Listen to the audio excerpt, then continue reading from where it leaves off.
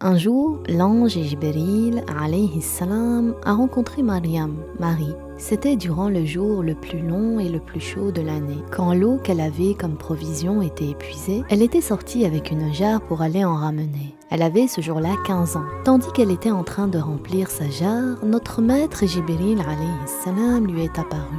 Et il était accompagné d'un grand groupe d'anges. Il était venu à elle sous l'aspect d'un jeune homme, avec un beau visage, et il était vêtu de blanc. Quand Maryam l'a vu, elle ne savait pas qu'il s'agissait de Jibril alayhi salam. Elle pensait que c'était un homme qui lui voulait du mal. Allah Ta'ala dit dans le Coran honoré, dans Surat Maryam, ayah 18, ce qui signifie: elle a dit « Je recherche la préservation de Ar-Rahman contre toi. Laisse-moi si tu es pieux. » C'est-à-dire que si tu crains Allah, ne me fais aucun mal.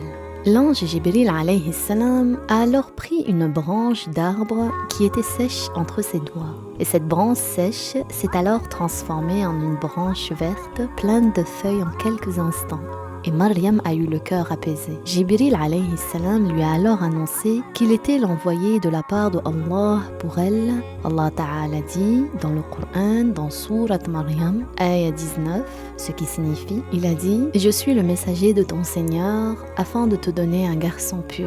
Quand elle a entendu cela de la part de Jibril alayhi salam, elle fut étonnée de cette nouvelle. Car habituellement, si une femme donne naissance à un enfant, c'est suite au rapport avec un homme. Elle a alors interrogé Jibril alayhi salam. Allah Ta'ala dit dans Surat Maryam, ayah 20, ce qui signifie, elle a dit « Comment pourrais-je avoir un enfant alors qu'aucun homme ne m'a touché et que je ne suis pas au nombre des fornicatrices ?» Jibril alayhi salam lui a rappelé que Allah est sur toute chose tout puissant et que s'il prédestine une chose, cela aura lieu sans manquement. Allah Ta'ala dit dans Surat Maryam ayah 21, ce qui signifie, il a dit « C'est ainsi qu'a dit ton Seigneur.